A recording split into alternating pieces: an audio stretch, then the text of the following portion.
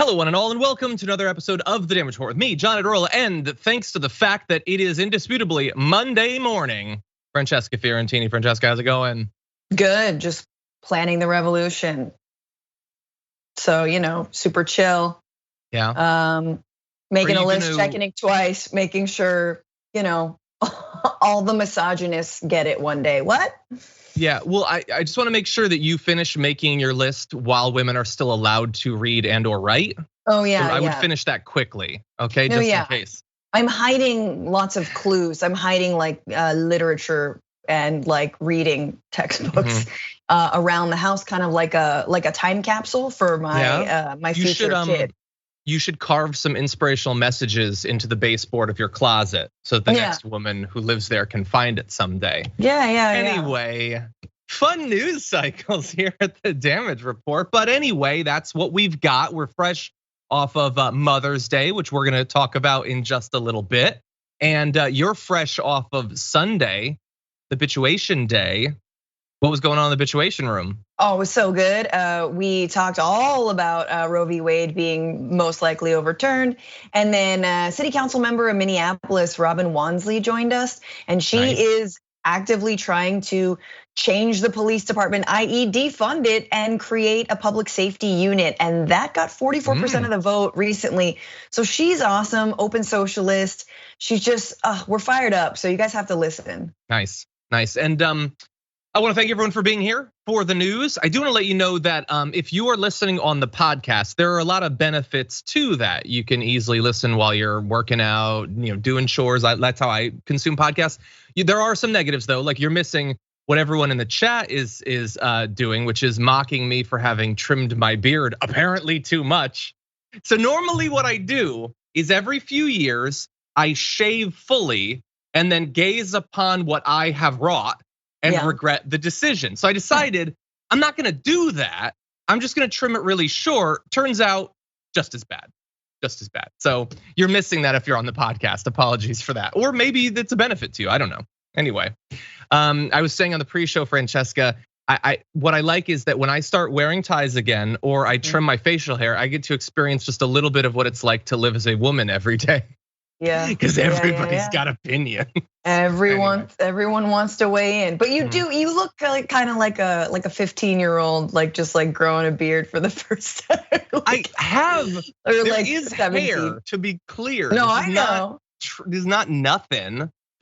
I don't know. I make a lot of bad decisions. There has never been anything about my appearance that has been intentional, whether it's good or bad.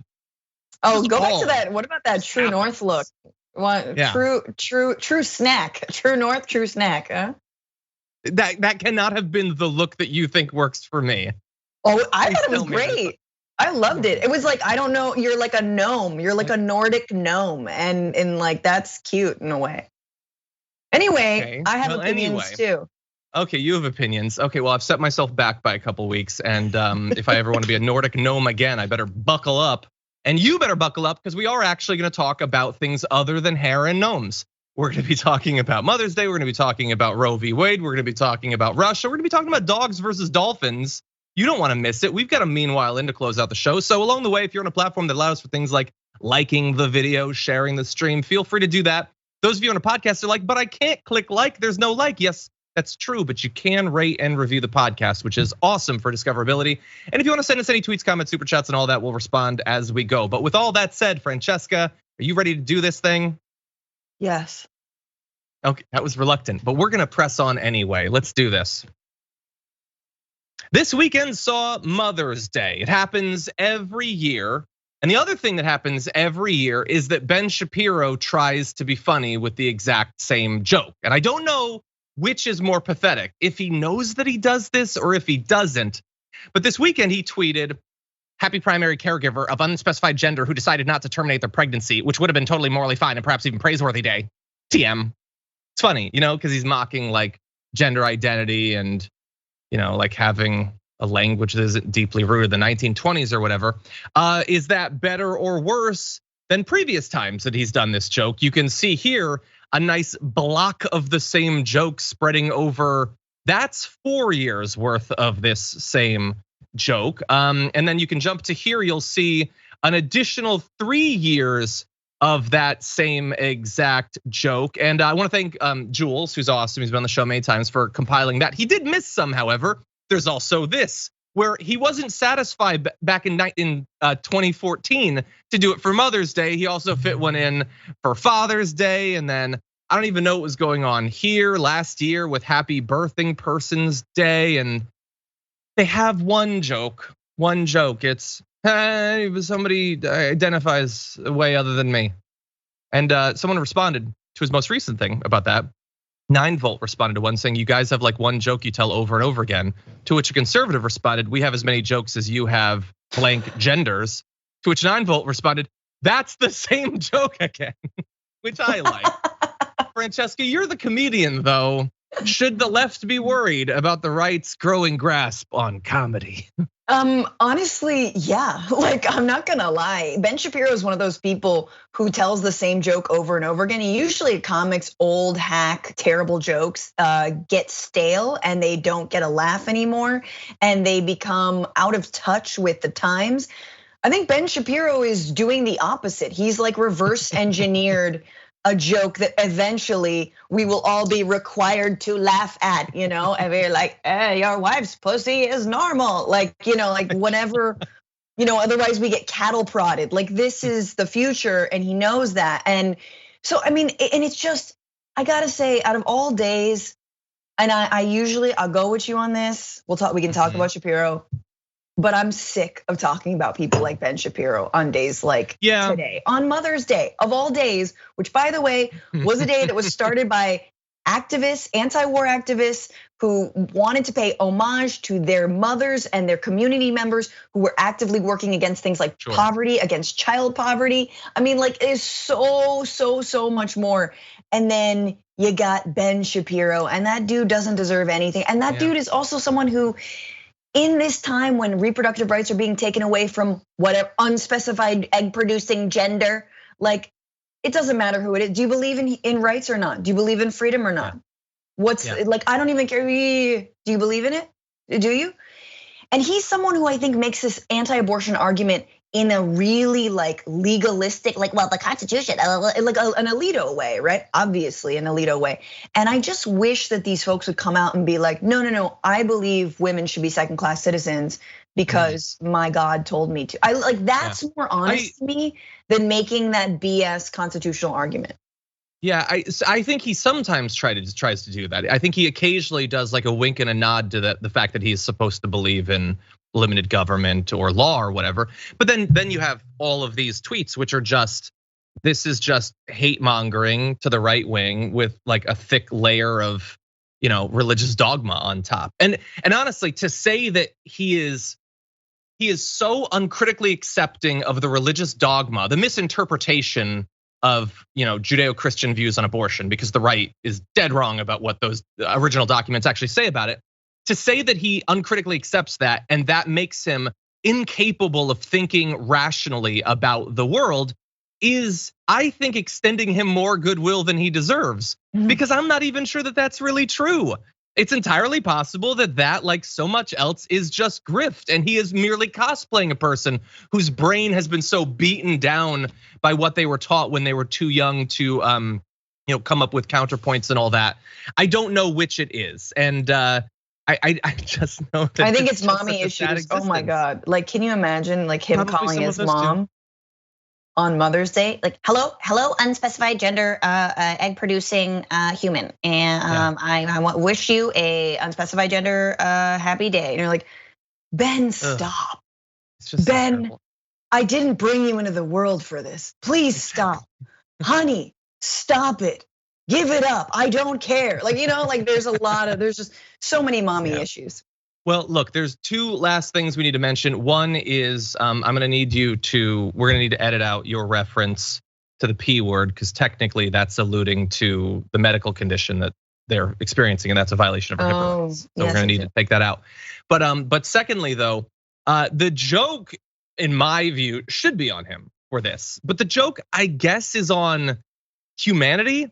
Because can you go back to that first compilation of the tweets where there's like 5 of them or whatever? Because you might notice if you look at that, and if you're on mobile, you won't be able to see it.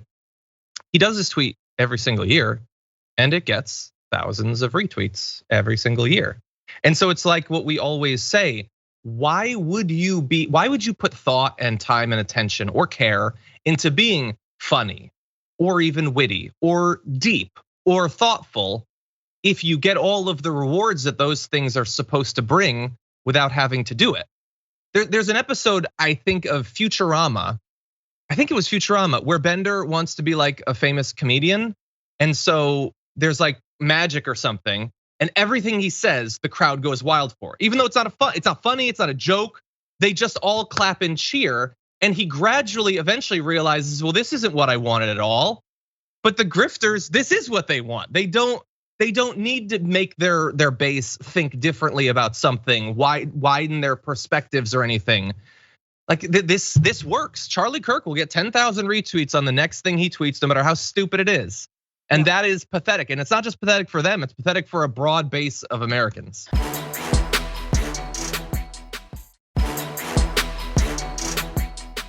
More bad news for the Russian invading forces currently attempting to wipe out virtually every civilian inside of Ukraine. There's more updated reports that some soldiers on the Russian side are purposefully destroying their own equipment so that they don't have to engage with the Ukrainian forces with them. So in one regiment, and this is being reported on by the Daily Beast, one Russian soldier allegedly said that they'd been pouring sand into the fuel system of their tank to clog them up and make them unable to actually work, saying, "I don't follow stupid orders, I simply refuse. The mother effers sent me to tanks, mother effing piece of S. I effed it up and that's it." I'm assuming that translates cleanly over. Maybe something is lost in the translation, but mother effing piece of S needs to be a dragon name. Mother effing piece of S. Just a mother good effing dragon piece of name. S dragon. I know we have another mother effing dragon, but mother effing piece of S. Let's see if we can get a clogged fuel system dragon. Anyway, the Russian soldier that he was talking to on the line, he was communicating with another soldier, apparently heard that the unit wasn't punished for doing that, which seems to indicate that their commanding officers know that they're doing this. And anyway, he said that, yeah, no, maybe I'll do that with mine. Another Russian fighter shared with a family member that he and his comrades deliberately damaged their tank, which was at that point the last one in their regiment, so that their attack plan wouldn't be able to go forward, saying, "We have one tank left in the regiment. In short, we broke our tank ourselves in the morning so as not to go." It's like calling in sick, but mid-invasion, Francesca. I mean, yeah, it reminds me of what happened during Vietnam, right? The Vietnam War, where US soldiers, I think it was called fragging, is what it was, when you basically like hazed your own general and your own officer by like locking him in his tent or like pouring some water on him, or just like, yeah, I mean, I'm not locking him in his car, but essentially like disobeying orders, like, I've made the Vietnam War like an 80s film, a John Waters film. But anyway, it was. I believe the origin of the term is literally killing them with a grenade, so there's some plausible deniability. Okay, maybe it's basically a mutiny where you murder your officer. But sure, locking him in the car and putting cellophane over the toilet so he gets to pee on his pants. Yeah, same exactly. thing, really. Putting his hand in warm water, all that. Oh, they hate that. But again, this is what happens when soldiers know they've been conscripted and enlisted to die in an unjust war that has no point, that is dragging on forever and ever. They see themselves being the bad guys in the "we are baddies" moment. And I guess the perks of getting to rape and pillage just don't really hit in the same way as they used to, considering once you kill people, they're no longer there. So good on these Russian soldiers. Again, Putin's been treating them like fodder. He's been treating his own civilians that way. He doesn't care, and suppressing any kind of dissent inside the country. So this is a natural conclusion. It's incredible to me that you would rather risk being punished by Russia, by Russian, officers yourself, than sort of march into certain death. And it also shows that potentially, Ukraine might be getting the upper hand. Yeah, well, we'll see. Reports like this have been coming out from fairly early on. You can see this is a little headline for back March 31st. So we're talking like 5 weeks ago. So this has been like occurring throughout.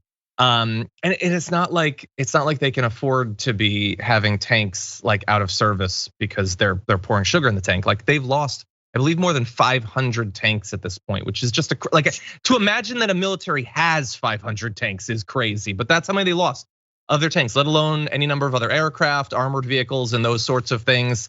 And one apparently shot down their own aircraft at some point. They've sabotaged other equipment. I wouldn't be surprised if they were sabotaging radio equipment so as to not receive orders that they don't want to then follow. They're also putting out information about, for instance, the comparison of their equipment. So we know that early on there was comparisons of the rations that were being sent into war in comparison to what the Ukrainians were eating. But there you see a comparison of the first aid kits. And look, there was an amazing breakdown that I read of one of the reasons why they're losing so many tanks and so many tank crews is there are different ways that you can structure the inside of a tank. And basically, I don't know what the benefits to the way the Russians do it is, but the consequence is that the ammunition is effectively stored in the same area where the crew of the tank are stored. So if you pierce into the crew compartment, the ammunition cooks off, it explodes and kills the crew. Whereas in Western tanks, it's a separate section that's walled off. Oh yeah, so now I remember. It's a little bit faster to reload when the ammunition is right there. If you have to open up a special hatch that's like pressure sealed, that's slower, but you don't necessarily lose the crew. And that's important because crews are harder to replace than tanks, assuming that you care about the fundamental humanity of your soldiers, even sort of a minimal amount.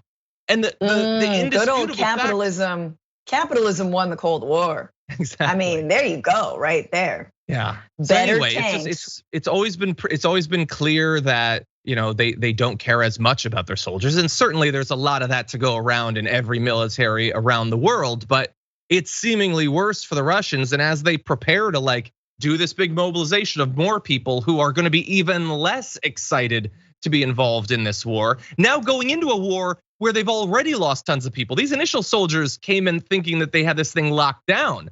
Now you're going to be having people conscripted, sent into a war that they're going to be getting more and more information is not going well. We could see a rise in sabotage coming from that. Yeah, I mean, this is the last thing I'll say is you can tell the people back home whatever you want to tell them, but the people who are really going to spread that message are the soldiers themselves who are coming back maimed and traumatized, and also understanding more than anyone. Again, just like we heard stories from our failed occupations of Afghanistan and Iraq, that it was like the soldiers would come back from the front line being like, I don't know what we're still doing there. Honestly, what is the mission anymore? And that is going to spread more so than Putin's propaganda. Yeah, 100%.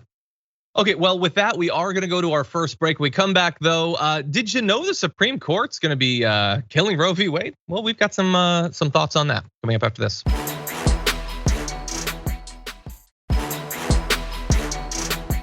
Okay, I'm hearing from the audience that there might be another show that did a version of what I alluded to with Bender. We'll talk about it, but in any event, we got some important stuff to get into. Let's start off with this.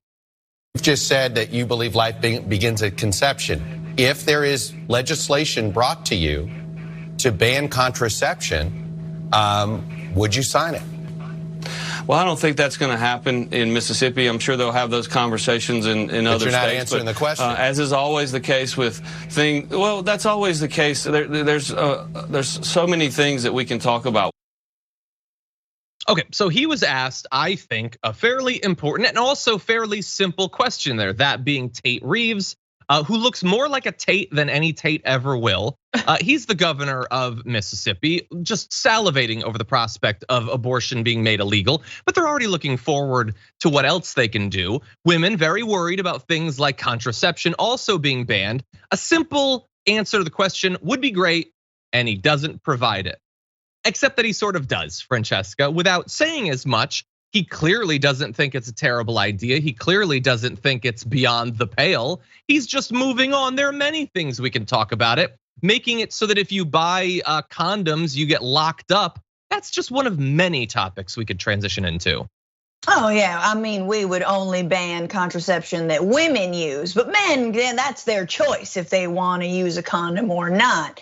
That's up to them. I mean, this is just incredible to me, and it also shows you, I think, his hesitation shows you that actually Republicans are not as excited about this clear win for them as they are letting on. And that is because Roe v. Wade is insanely popular, and the majority of both Republicans and Democrats support it and support things like contraception, of course. And so they know they have to tiptoe around this, even though this is a coup for them. And I'm sitting here thinking, like, if you thought that this was gonna be such a win, if you really thought this is so important, why aren't you touting it, right? Why aren't you talking about it? And so I think that is a clue that they are vulnerable. Seriously, I think we need to not throw in the towel here and be defeatist about the future of abortion rights. We have to go hard in the paint on it. And the last thing I'll say is, with Jake Tapper, this is Jake Tapper, correct? Or is it I believe that was Chuck Todd, actually. Chuck Todd, yeah, Jake Tapper with like. Sort of, by the way, asking a follow-up. I think he heard the criticism from Trevor Noah at the White House press correspondence dinner. But anyway, that was Chuck Todd, I think. Yeah, Chuck Todd. Well, I guess I think that what sometimes the media does is, instead of sort of stopping people at the moment of like egregious human rights violation that they're in, they keep on asking about the next one. Yes, sure, to push back, but also a little bit. Remember with Trump's wall, it was like, so do you support building the wall? Like what, like 20 feet, 30 feet, 40, 50, no, 60, you know? And you kind of like, we get into this like, this inertia of fascism that you're like, wait a minute, what are we talking about anymore? So I don't fully trust someone like Chuck Todd on this. Yeah, that's true. Yeah, and look, I think that we need to be able to do both things. And I think I made this point potentially on the main show on Friday, it might have been TDR. It's that we kind of need to be simultaneously horrified about the moment we're in and vigilant against the horrible moments to come. Yeah. We can't just accept and normalize the devastation that, by the way, hasn't even been done yet with Roe v. Wade. We just have very good reason to believe that it will. We can't just normalize that and then say, oh, but what if they get rid of same-sex marriage? But we also can't ignore the fact that they want to get rid of same-sex marriage and all of these other things. So we have to do both. This block sort of more focused on the forward-looking thing, but don't you worry, Francesca. In a little bit, we're gonna transition to the fight to stop this from happening in the first place. This is mainly designed to counter what many in the right have been saying. I think demonstrating what Francesca is pointing out, that I wouldn't say that they're not excited about this moment. I think that they don't want to express that they're excited because they know that the numbers aren't on their side. And so they will continually yell at you. You might have experienced this on social media. You're being hysterical. Why are you talking about contraception and same-sex marriage and interracial marriage? We don't want anything more. And you've got Fox hosts saying, this isn't really gonna change anything. In some places it'll be legal and in some it's not. Why are you freaking out? Well, I want to explain why some people are perhaps right to freak out. We're gonna go through a few of the things that have been being bandied about on the right, and they are going to get worse and worse and worse. First, here is Arkansas Governor Asa Hutchinson saying, well, in response to having previously signed an abortion ban with no exceptions for rape or incest, says, don't worry, my heart goes out to women who become pregnant as a result of rape or incest. Oh, the thoughts and power prayers. That I have, exactly, thoughts and prayers as you raise the product of Sorry you got incestuous rape. raped. Exactly, thoughts and prayers. So it's not just a ban. It's not, as the NRSC memo said, these are about reasonable restrictions. No, these are about the most radical restrictions that previously Republicans wouldn't have even hinted at 10 years ago. So you've got that. You've got, let's see. This is Jake Tapper in this case talking with Tate Reeves saying, you're gonna force women and girls who are victims of incest to carry the child to term. And he's like, yeah, no, we passed we passed a bill back in 2007. We've been done that. Whatever, yeah, it's done. And then there's so much more. We're just gonna quickly dabble through these. Contributor Rebel HQ Max Burns tweeted out some of these things we've talked about on the show previously, like Arizona Senate candidate calling for a state ban on condoms. Marsha Blackburn calling for contraception bans, except for married couples. That's nice. You get married, then you get to not have a kid. I don't know. Mitch McConnell talking about a possible national abortion ban. We'll return to that. The GOP in Missouri debating a bill to ban women from traveling out of the state for abortion. So they're no longer satisfied ruling over their own territory. They get to rule over all other territories. Louisiana GOP declaring life begins at fertilization, which means it will count as murder if you have an abortion. or the Tennessee GOP making it a law with a $50,000 fine to just receive abortion medication via the mail. So that's fun. It gets worse from here, Francesca. Do you want to jump in first and give me your thoughts before we go to even more dangerous territory? I just think it's amazing that Republicans treat women like an Indiana Jones goblet that was removed from the House and removed from her duties baking. And since then, America's been cursed. You know, we lost all of our manufacturing jobs.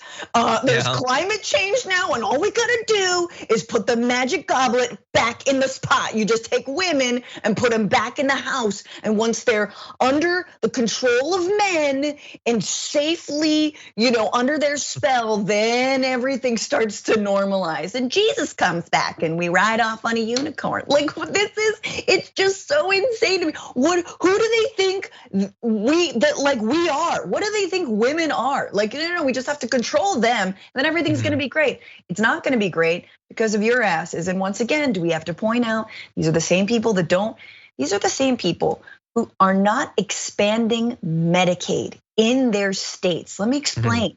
Under the ACA, even though it was a trash bill because it didn't have single payer options, they expanded the Medicaid to say that 90% of states' Medicaid costs can be covered. What does that mean? Poor children, babies born, will be able to have free health care. And these same governors and legislators are the ones who are saying, no. We don't want free health care for babies, poor babies. I mean, that's all you need to know. That's all you need to know about them. I think that the poor babies should have chosen not to be born poor, obviously. Yeah. And look, I think it is fairly clear that the Republicans know that people want that. They also seem to acknowledge that their pro-life credentials are a bit weak when they focus only on stopping women from having abortions and then don't give a damn about the kid, or either the fetus or the kid in terms of their health. They're not interested in funding either of those. Tate Reeves, in one of those interviews, said we need to reassure people that the resources will be there. And I think it was Jake Tapper was asking him, like, yeah, but isn't Mississippi like one of the worst states in terms of mortality rates at birth? And they don't provide any of that funding. And Tate Reeves has been in government at one level or another for like 2 decades. He has no record on this issue. Why would anyone trust him? Why would anyone trust any of them? This is about messaging, because although they have won thanks to the undemocratic nature of our system at so many different levels, they know that it's not popular and they want to keep their wins, but not suffer electorally as a result of it. But anyway, let's get to a little bit more of what might be coming. In addition to Louisiana potentially locking women up for having an abortion, there's a primary going on in a GOP runoff in Texas right now where that's a debate. One candidate, State Representative Stephanie Click, said abolishing abortion is important, but I think we can do that without giving women the death penalty. And she had to say that because David Lowe is challenging her, isn't sure at this point whether they should literally execute a woman for having an abortion to prove how pro-life they are. So now that's 2 states where politicians are talking about not just fining them or whatever, but literally executing them for exercising the rights they've had their entire lives. And in addition to that, as we alluded to, Mitch McConnell now openly talking about and totally blowing out of the water these arguments the right has been making that this isn't about us choosing for all women. This is about more democracy, sending it back to the states where the people can choose. No, it's not. Mitch McConnell says if the leaked opinion became the final opinion, legislative bodies, not only at the state level, but at the federal level, certainly could legislate in that area. He said it's worthy of debate. So yeah, it's possible. If and when the court makes a final decision, I expect everybody will be more definitive, but I don't think it's much secret where Senate Republicans stand on that issue. As long as our Republican orgies remain available, able to get abortion access, that's fine. Because that AOC dominatrix has got me pregnant at least 5 times. And as much as I want to have AOC's baby, because I do. I mean, it's like, okay, if you know anything, if you know my work, you know that I went to El Salvador to cover what happens when you actually criminalize abortion, right? The rights of the unborn is in the constitution in that country. Women are serving 30-year sentences. This is longer sentences than rapists and murderers for an alleged abortion. Because a lot of them didn't know they were pregnant and miscarried.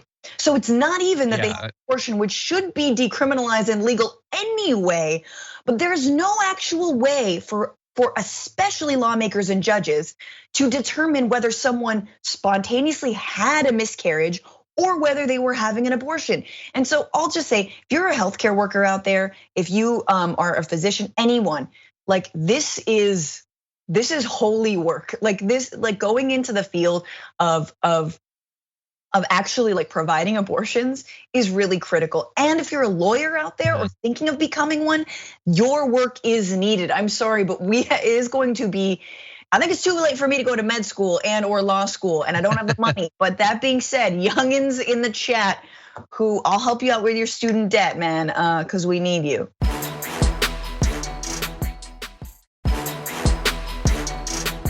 Joe Biden knows it's disgraceful. He's literally threatening the lives of these justices by the mob they're unleashing. It's the same thing we saw with Black Lives Matter and Antifa riots, where the left embraced them, and now they're embracing mob violence to get their partisan outcome. Really, really disheartening.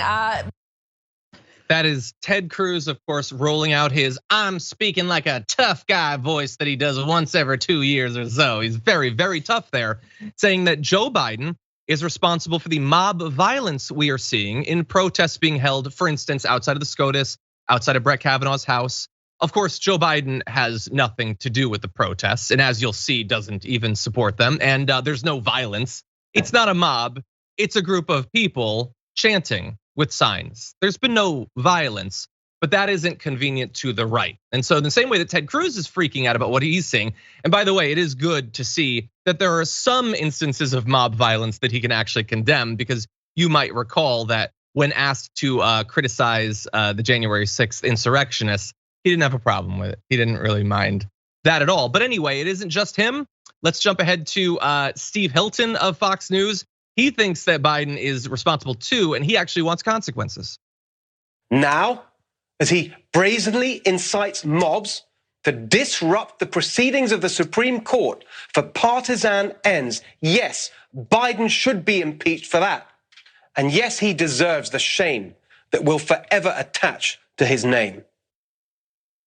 Look, I have no doubt that he'll come out of his presidency with some shame attached to his name. We give you reasons to believe that every day. But again, he has nothing to do with the small, restrained, entirely peaceful protests that we're seeing. But that is enough. Fox News now, once again, they're the people that didn't have a problem with January 6th and have at the core of their ideology that free speech is the most important thing for our country, are losing their minds, Francesca, over some people like holding signs up outside of Kavanaugh's house and singing. It's amazing to me that they would even invoke BLM. It's such a dead giveaway that all that outrage was also fake. Here you have a bunch of like mostly like white middle class, if not middle upper class, like protesters peacefully demonstrating around in a neighborhood saying we will not go back, and like that's a riot, that's insane, that's insurrection. Like, yeah, no, now we know how you stand on everything else that happened 2 summers ago. It reminds me of the moment during the Women's March, if you remember, Bikers for Trump, the leader of Bikers for Trump, was going out to the Women's March to show these ladies what was up and sort of wave Trump's victory in everyone's faces. The dude was live streaming and just got like scared and afraid. It was like, I'm surrounded. Like, just grandmas and cats being like, please don't take away our civil rights, and you're surrounded. I love that. They're so terrible. Just the boogeyman thing. It's the meme. It's the meme of setting up your little like Halloween, haunted house where the left is insane and crazy. And that's like, who are we to spoil that for them? Yeah, that's true. Heads up to the director. I'm gonna jump ahead to the 4th video. We'll return to the 3rd, but because this is gonna prove an interesting point. They're all like going on. They're racing to Fox News to freak out about the incredibly restrained protests that are going on. Some are like, they don't get that they're supposed to be vague. Like they're actually highlighting how ridiculous they're being. Liz Wheeler, tweeted out mobs of angry leftists outside Kavanaugh's house. Man, imagine how scared his young daughters must be. That is what the left, that's why the left is doing this, to scare Kavanaugh into fearing for his family so badly he caves to the rabid pro-abortion left. The left is evil. And you can see in that video. Now, obviously, we on the left are terrified of the video evidence she's providing of how this is unacceptable. Well, let's play a little bit of that video.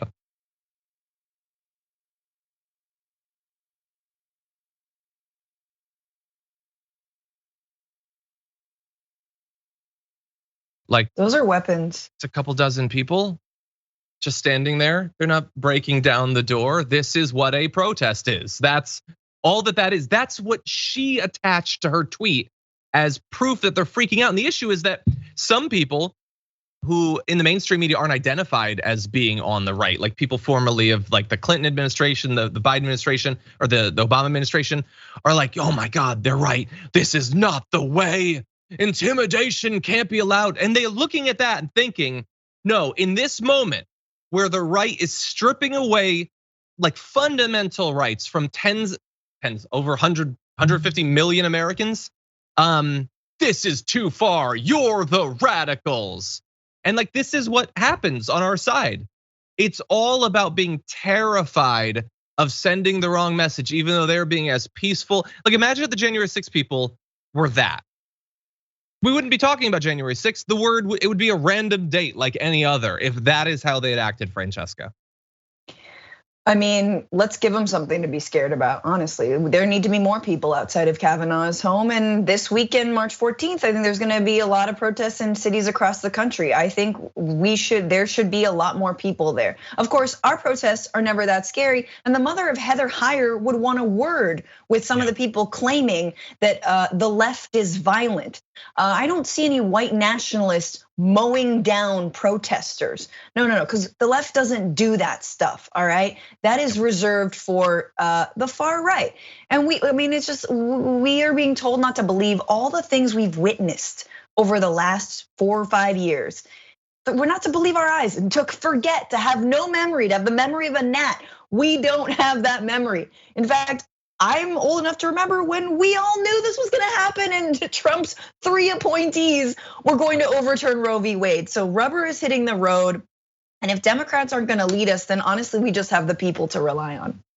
Exactly, yeah. These protests should be much bigger, again, peaceful, and that is what they are. And you talk about the gnat memory. So some of you might be able to remember when the Supreme Court decided that there did not need to be a buffer zone around Planned Parenthood and places like that, that fundamentally the right to protest is more important than the safety of the women being harassed and stuff. So you get to be right up against there and protest. But that's not a sacred place. The House of Kavanaugh, that's a sacred place. Don't some people, 9 of them specifically, deserve a right to privacy? That's foundational. That's sacred right there. It's ridiculous, obviously. There's no violence. But again, the right freaks out and then everybody caves. Jen Psaki eventually put out this tweet. POTUS strongly believes in the constitutional right to protest, but that should never include violence, threats, or vandalism. Judges perform an incredibly important function in our society, and they must be able to do their jobs without concern for their personal safety. Now, nothing in that is terrible, but it's entirely playing into the narrative of the right.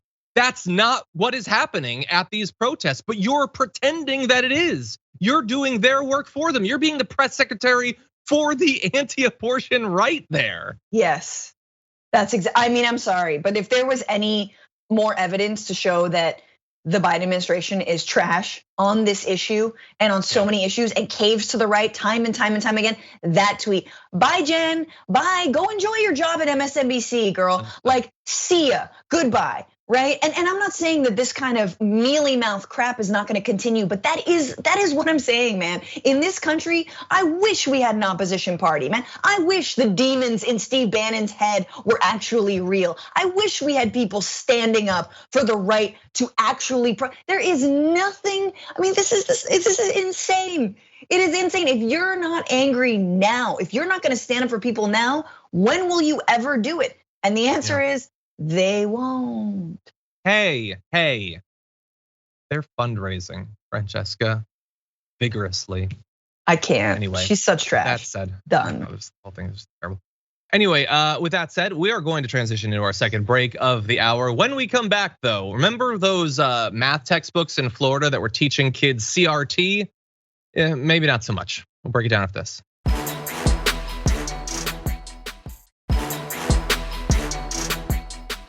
Okay, it's about to get real dumb up in here. Let's jump into this. We're not going to let them inject ideology into things like math books. Right. So the Florida Department of Education flagged a lot of this, sent it back to the publishers. You know, a lot of the media was like crying, like saying they're like, oh, you know, you're banning these. No, we're not banning them. We're gonna do textbooks that suit our thing. But what happened is these textbook companies had to take the nonsense out of the math books. Okay, so they just weren't going to allow tons of mathematics textbooks because of all the critical race theory that was in there. That is what he would have you believe. He would also have you believe that he, the free speech king of the free speech party, thinks that people who think that government's banning books is bad, they're just crying. That is how serious their commitment to free speech actually is. But this is more ridiculous than even that, because when we heard that they were going to be rejecting all these mathematics textbooks for a CRT, a lot of reasonable people thought, really? Is there critical race theory in there? And now there's been an analysis and it turns out, no, they rejected 41% of the proposed mathematics textbooks. But what was actually in them? Well, there's been 3 weeks of education officials in the Department of Education in Florida analyzing about 6,000 pages of these books. And what they found is that overwhelmingly the books had avoided forbidden topics. Just a reminder, the free speech capital of the world, Florida, has forbidden topics for school books. That's fun. Anyway, they didn't have critical race theory or social emotional learning. One reviewer wrote, "It's a math textbook. I found no evidence of any instruction or indoctrination of social issues." And Judd Legum, who's been on the show multiple times, has a great breakdown of some of the stats in this. They found that reviewers were supposed to evaluate different criteria on a scale of 1 to 5 for each of these books. What Florida did was anything less than a 5 on the CRT category meant that the textbook contained CRT, even if the reviewer explicitly says there's no CRT. And here's an example of that right here. Under the criteria, do materials align to rule 6A-1.094124, which by the way, again, great sign for free speech when you have like bureaucratic nonsense like that to detect critical race theory. They gave it a 4, but says there's no CRT evident. They classified that as CRT. This is a indoctrination textbook for CRT. And there's a lot more, Francesca, but I mean, initially we knew that this was going to be the case. That's some fuzzy math, to quote an old war criminal. Anything less than a 5 has CRT? I don't understand that. Is this the whole like when you give yourself a 5 on a review and your employer's like, nobody gets a 5, and you're like, I get a 5. All right. Does that happen to anyone else but me? Like I'm worthy of a 5. I don't understand that. They're just like, no, you gotta find CRT in this somehow, somewhere. Yeah, well, because that's the thing. Like, they did a ridiculous thing in rejecting so many of these books, but it's only ridiculous to those who will ever hear about like the ridiculous parts of it. Initially, the idea that banning all these books is somehow consistent with a party that is opposed to cancel culture makes no sense, but they'll never have that reality revealed to them. It'll never be discussed on Fox News or whatever. And DeSantis can just reject a bunch of the books, which then becomes proof that he needs to do this. Because all the headlines will say they rejected 41% of the books. Every conservative will think, oh, well, they were justified in doing so. Look at how crazy these books are. And when it inevitably comes out that there wasn't CRT in them, they will never hear about that. This video, we're giving you the numbers. Well, how many conservatives do you think are watching as I'm saying this right now? They will never know this. It is very convenient. Now, if you are a conservative and you're watching this, you might be wondering, well, why would they do that? Because he doesn't care about you and he has no respect for you. He thinks that you're a dumb mark and he can pull one over on you. That's what he's trying to do. And even he doesn't want your kids to learn math. And exactly, he doesn't care. Sorry, go ahead. Yeah, so what the books that were flagged for something, what were they flagged for? So one book was flagged for a statement that read, "The United States has eradicated neither poverty nor racism." The reviewer said, emphasis that racism is embedded in American society contains critical race theory, which is prohibited in 6A1.094124. That's not critical race theory. It's an objective truth. Look around you. Have we eradicated poverty? Have we eradicated racism? You may not like having to think about it. That might make it an inconvenient truth, but it is indisputably a truth, and it is not critical race theory. One reviewer had a problem with thinking mathematically because on the first page, apparently, the author mentioned global warming and the climate crisis, and that talks about a climate crisis as if it's a proven fact. Critical race theory, I guess. Yep. Critical climate theory. Critical carbon theory. There you go. Here's the thing, and I'm sure you've talked about it on this show, but it is important to know that the only textbooks that are left in Florida is a textbook from a company called Accelerate Learning. And Accelerate Learning was bought by the Carlyle Group. Carlyle Group, where Glenn Youngkin, governor now of Virginia, used to be the head of. And so all of this is essentially also a money-making scheme. It is not about critical race theory. It is not about this phantom idea that math books are making kids woke. It is to make one particular textbook company insanely rich. It's the same way that the DeVos family decided to try and privatize more and more schools, and that was her role as part of the Department of Education because her whole family is invested in the charter school system. Her whole family is invested in that grift. So again, if you are a conservative, understand that this is all about, not about the culture war grift, it is about making money. Exactly. Yeah. Well, and also for them politically, it is convenient. Again, DeSantis can faint at every written word he sees declaring that there's CRT there. And that again will not be evidence to the right that he is ridiculous or censorious. It'll be a demonstration that yes, everywhere you look, there is CRT. That is what they will take away from that. It's convenient for them. Look at some of the stuff that they had an issue with. This is a math textbook. This was identified as teaching social emotional learning, which they say leads, like marijuana does to heroin, this leads to CRT. They didn't like that, like Newton and Descartes are dogs. And is it because the dogs are thinking? I mean, I have no idea what the issue is there, but they had a problem with that. They're clearly in a homosexual relationship. Anyone can see that from that cartoon. Did you find the fan art that I did? Anyway, so they had an issue with that. By the way, there was one of the sections of one of these books that was identified as teaching CRT specifically. It was Stats Modeling the World. It apparently included discussions about racial profiling, discrimination in magnet school admissions, and the racial demographics of the New York City Police Department not matching the communities. Obviously, they have the facts on their side in those. We don't need to adjudicate all of it. But they said that all of these may violate the rules, prohibitions about racism being embedded in society and legal systems, and or that race is the most important factor in considering an aspect of society, which again, none of those things are claiming that race is the most important factor. And the idea that, again, free speech, but you cannot try to make the case that racism is important. But again, the person who complained about CRT in that case is a member of Moms for Liberty, which is a group that is trying to ban biographies of Martin Luther King Jr. in Tennessee because they think that is also teaching critical race theory. So they put these it's history. He's done. Yeah. We did civil rights, and now we don't have to learn about civil rights. That's why we did them. It's over.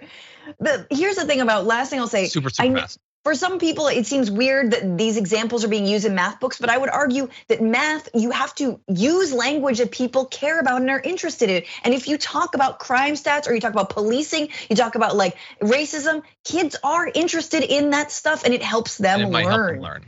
Yes. Well, unfortunately, that is all the time we have for our first hour. If you're listening on the podcast or on linear platforms, thank you so much for sticking with us. If you're on Twitch, YouTube, or the Members app, or a bunch of other places, we do have more to get to, so don't go anywhere. We'll be back in a few.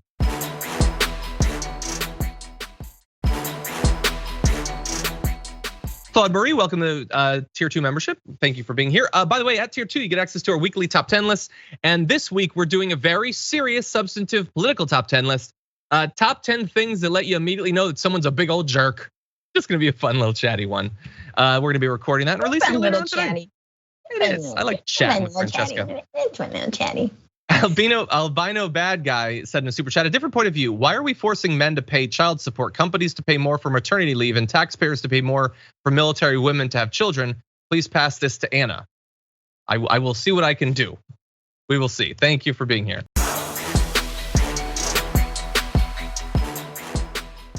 Thanks for listening to the full episode of The Damage Report. Support our work, listen ad-free, access members-only bonus content, and more by subscribing to Apple Podcasts at apple.co/TYT. I'm your host, John Adarola. I'll see you soon.